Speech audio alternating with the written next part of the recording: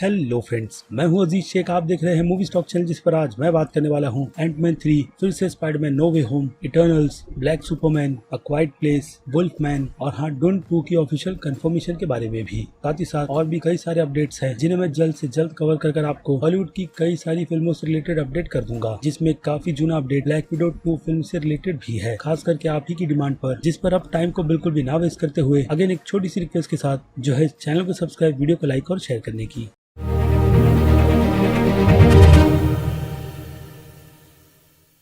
So friends, तो सबसे पहले बात कर लेते हैं Spiderman no way home film के बारे में, बिल्कुल भी नहीं बल्कि Antman and the Wasp Quantumania film के बारे में, क्योंकि अभी के लिए अपडेट की दुनिया में हर बार सबसे पहला नाम हर बार Spiderman no way home film का ही निकल कर आता है और बाकी दूसरी फिल्में लाइन में खड़ी रहती है। खैर, तो अब आ जाते हैं Antman and the Wasp Quantumania film के इस लोगो पर, जिसे लेकर फिलहाल तो मार्वल फैंस बहुत ही ज्यादा कंफ्यूज है कि असल में Marvel studio Antman and the Wasp के नीचे या अजीब तरह की हैंड राइटिंग या फिर ये चित्रकारिता है क्या, जिसका गेस तो सभी को पता है कि एक्चुअल में नीचे क्वांटममेनिया लिखा हुआ है, लेकिन किसी अजीब सी लैंग्वेज में, जिसे डॉक्टर हू के फैंस ने गैलीफ्रेंड लैंग्वेज कहा है और बाकी लोगों की तरफ से इस लैंग्वेज को माइक्रोवर्स की लैंग्वेज भी कहा जा रहा है, जो एक हिसाब से ठीक ही है। बाकी स्क्रीन पर ये वर्ड्स किस तरीके से क्वांटममेनिया में लिखा होगा उसकी पॉसिबिलिटी भी आपको नजर आ रही होगी, जिस लोगों को ऑब्वियसली फैंस के सामने इसलिए रखा गया है ताकि वो लोग इसके लोगों से ही ये बात समझ जाए कि ये फिल्म कितनी ज्यादा ट्रिकी होने वाली है, क्योंकि जो चीज ही हू रिमेन्स ने मरने से पहले कही थी लोकी की सीरीज के एंड में कि अगला वेरिएंट जो उसके जैसा ही निकल कर आएगा, वो भले से ही दिखने में सेम क्यों न रहे, लेकिन उनकी सोच बहुत ही अलग होगी, जिसका पता उन्हें जल्द ही चलेगा, क्योंकि वो वर्जन इविल नहीं इविल का बाप माना जाएगा, जिसे ही हू रिमेन्स के नाम से नहीं बल्कि कैंग द कॉन्करर के नाम से जाना जाता है और उसी का अपीयरेंस हम क्वांटममेनिया फिल्म में देखेंगे। बाकी अब इस फिल्म के साथ एक और एक्टर का नाम भी जुड़ गया है और ये नाम बिल मॉरी का है, जिनके फैंस अब काफी ज्यादा एक्साइटेड है उन्हें इस फिल्म में देखने के लिए कि एक्चुअल में अब वो एमसीयू के यूनिवर्स में किस कैरेक्टर का रोल प्ले करने वाले हैं। बाकी बिल मॉरी की तरफ से भी इस बात की कंफर्मेशन दी गई है कि वो एमसीयू के किसी प्रोजेक्ट में इन्वॉल्व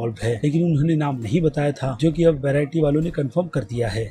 उसके बाद फिर से बात करें Spiderman no way home film के बारे में, लेकिन सबसे पहले बात करते हैं इस फिल्म के फिर से ट्रेलर के अपडेट की, जिसे लेकर फिलहाल तो रूमर यही सरफेस हो रही है कि इस फिल्म का सेकंड ट्रेलर रेडी तो है, लेकिन फिलहाल तो सोनी पिक्चर्स वाले उसे नवंबर 15 के पहले कभी भी रिलीज करेंगे, बट बिना किसी कंफर्मेशन के साथ, क्योंकि ऑलरेडी इस फिल्म की हाइप उनके अकॉर्डिंग काफी ज्यादा हो चुकी है। इसलिए इसी फिल्म की आड़ में एक और आने वाली फिल्म मॉर्बियस के ट्रेलर को रिलीज किया जाएगा, जो फिल्म नेक्स्ट ईयर 28 जनवरी को रिलीज होगी। लेकिन फिलहाल तो इस रूमर में कितना दम है उसकी मेरे पास ऐसी कोई भी कंफर्मेशन नहीं है, लेकिन अगर ऐसा होता है तो मुझे लगता है कि सोनी पिक्चर्स वालों की तरफ से उनके प्रोजेक्ट्स की मार्केटिंग फिलहाल तो बहुत अच्छी ही चल रही है। बाकी अब आ जाए फिर से Spiderman no way home film के अपडेट पर, तो इस फिल्म में एक मेजर डेथ होने वाली है। किस कैरेक्टर की उस पर अभी भी सस्पेंस बना हुआ है, लेकिन रूमर तो निकल कर आती ही है कि वो डेथ एक्चुअल में इस फिल्म में किस कैरेक्टर की होगी। वेल, तो ये नाम आंट मे का निकल कर आया है, जिनकी मौत के बाद फैंस की वही कंप्लेंट दूर हो जाएगी जिसे वो टॉम हॉलैंड के यूनिवर्स के स्पाइडरमैन को लेकर कर रहे हैं कि टॉम हर बार किसी न किसी के सपोर्ट में ही रहकर आगे बढ़ता है, यानी कि यहाँ पर बात पहले आयरन मैन, उसके टैग और अब डॉक्टर स्ट्रेंज की जा रही है। और आंट मे के मरने के बाद जो सपोर्ट पीटर को मिल रहा था वो पूरी तरीके से बदलेगा, और हाँ पीटर की दुनिया भी, अगर ये रूमर सच्चे है तो। लेकिन उसका पे ऑफ फिलहाल तो हमें इस फिल्म में नहीं बल्कि स्पाइडरमैन के आने वाले बाकी दूसरे यूनिवर्स या फिर कह लो टॉम हॉलैंड के वर्जन की स्पाइडरमैन फिल्म के यूनिवर्स में चलेगा, यानी कि स्पाइडरमैन 4 में, क्योंकि ऑलरेडी ये ट्रिलॉजी कंप्लीट हो चुकी है, जिसके बाद स्पाइडरमैन के इस यूनिवर्स को एक अच्छा खासा ब्रेक देकर सोनी पिक्चर्स वाले स्पाइडरवर्स को आगे बढ़ाएंगे बाकी दूसरे स्पिन ऑफ के प्रोजेक्ट्स को लेकर, जिस पर मैं ऑलरेडी आपको डिटेल दे चुका हूँ। और अब इस फिल्म के यूनिवर्स के विलन की कंफर्मेशन की बात करें तो एम्पायर मैगजीन और IGN वालों की तरफ से ये बात कंफर्म की गई है, जिसका पता हमें पहले से ही है कि इस फिल्म में और स्पाइडरमैन के यूनिवर्स के 2 विलन्स होने वाले हैं, यानी कि क्लासिक विलन जो कि ऑब्वियसली और कोई नहीं बल्कि सैंडमैन और इलेक्ट्रो का कैरेक्टर है। बाकी लिजर्ड की भी कंफर्मेशन फैंस की तरफ से तो कर ही दी गई है, लेकिन फिर भी कुछ लोगों का मानना उस लिजर्ड को लेकर यही है कि वो लिजर्ड नहीं बल्कि वेनम का कैरेक्टर हो सकता है। जिन रूमर्स पर से तो पर्दा फिल्म के रिलीज या फिर ट्रेलर में दिखाई गई कुछ कंफर्मेशन के हिसाब से हो जाएगा, अगर सेकंड ट्रेलर में इसी से रिलेटेड कोई डिटेल्स को रिवील किया गया तो।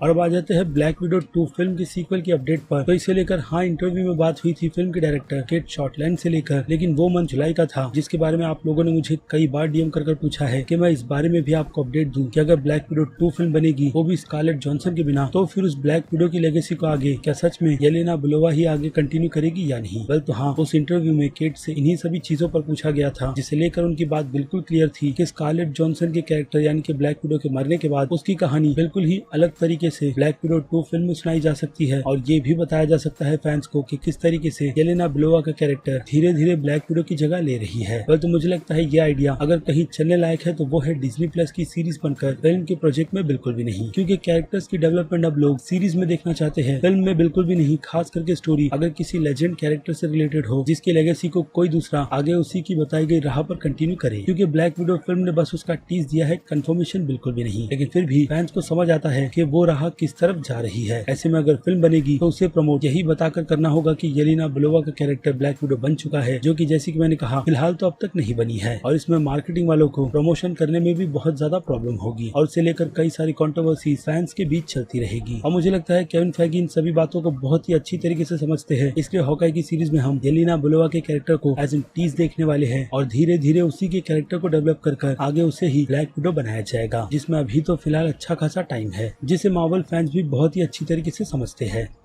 तो अब उसी समझदारी के साथ सीधे आ जाते हैं क्विक अपडेट्स पर, जो कि है नेटफ्लिक्स की blockbuster film army of the death के सीक्वल पर, जिस फिल्म के टाइटल को लेकर जैक स्नाइडर की तरफ से फिलहाल तो यही कहा गया है कि इस फिल्म के सीक्वल का title planet of the death रहेगा, जिससे हमें फिल्म के सीक्वल के कॉन्सेप्ट का भी पता चलता है कि जैक स्नाइडर की आर्मी ऑफ द डेथ की दुनिया अब पूरी तरीके से प्लैनेट ऑफ द डेथ हो गई है। और अब जबकि जैक स्नाइडर की बात हो ही रही है तो उनकी तरफ से तारीफ मैट रिव्स के बैटमैन ट्रेलर की बहुत ज्यादा की गई है, जिसे देखकर वो काफी ज्यादा खुश है। और ये भी कि मैट रिव्स बैटमैन के इस यूनिवर्स को ट्रेलर के हिसाब से बहुत ही अच्छी तरीके से आगे ले जा रहे हैं, जिसकी बाकी डिटेल तो फिल्म देखने के बाद ही पता चलेगी।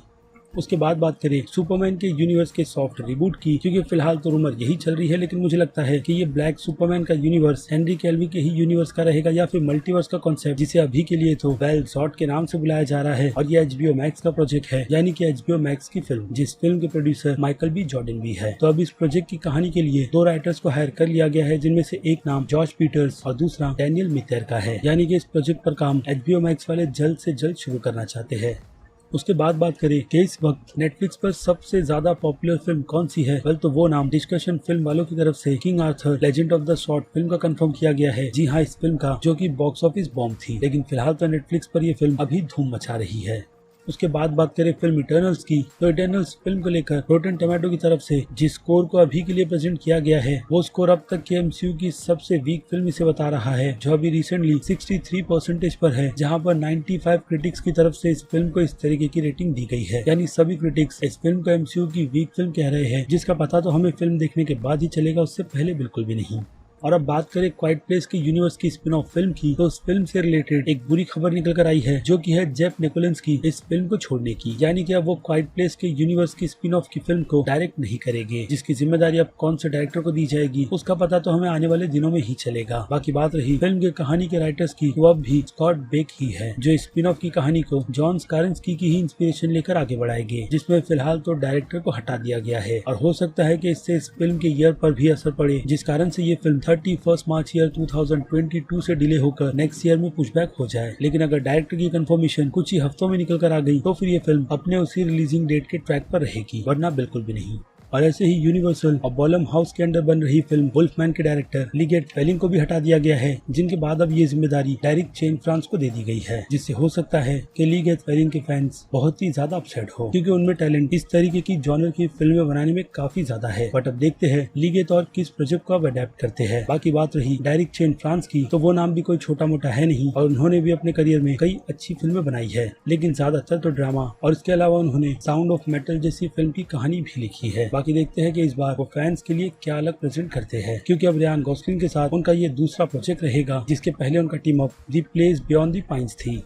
और अब आखिरी क्विक अपडेट की बात करें तो ये अपडेट है डून 2 यानी कि पार्ट 2। तो इस फिल्म को ऑफिशियली ग्रीन लाइट दे दी गई है लेजेंडरी स्टूडियो की तरफ से, जिस फिल्म पर सबसे ज्यादा हक लेजेंडरी स्टूडियो का ही है, क्योंकि इसके पहले पार्ट को भी लेजेंडरी स्टूडियो ने ही 80% प्रोड्यूस किया था। बाकी प्रमोशन करने की जिम्मेदारी और 20% की हिस्सेदारी वार्नर ब्रदर्स स्टूडियो की थी, जिससे अब डेफिनेटली लेजेंडरी स्टूडियो को फायदा ही हुआ है। इसलिए इस फिल्म के सेकंड पार्ट की अनाउंसमेंट कर दी गई। साथ ही साथ हांस जिमर भी इस फिल्म के कंपोज के लिए फिर से रिटर्न आने वाले हैं, जिन्होंने अपनी कंफर्मेशन भी दे दी है खुद अपने ट्विटर अकाउंट पर। बाकी फिल्म के रिलीज की बात करें तो ये फिल्म ईयर 2023 में रिलीज होगी और मंथ अक्टूबर का रहेगा, जिसकी डेट अब तक ऑफिशियली रिवील नहीं की गई। लेकिन फिर भी फैंस को एक उम्मीद दे दी गई है कि उन्हें इस फिल्म का प्रोजेक्ट जल्द से जल्द देखने मिलने वाला है। जिन सभी अपडेट को लेकर अब आपकी क्या राय है उस बारे में मुझे कमेंट कर जरूर बताइएगा, क्योंकि अब वक्त है वीडियो को यहीं पर खत्म करने का। मैं हूं अजीज शेख, आप देख रहे थे मूवी स्टॉक चैनल, जिसे अगर आपने अभी तक सब्सक्राइब नहीं किया है तो सब्सक्राइब कर लीजिए और बगल में बने हुए इस बेल आइकन के साथ साथ नोटिफिकेशन को भी ऑल पर क्लिक कर दीजिएगा। बाकी मैं मिलूंगा जल्दी आपसे दूसरी किसी वीडियो में किसी और फिल्म या फिर किसी और सीरीज के टॉपिक पर बात करते हुए। तब तक के लिए आप मेरे चैनल के बाकी दूसरे वीडियोस को भी एंजॉय कीजिए और टिल देन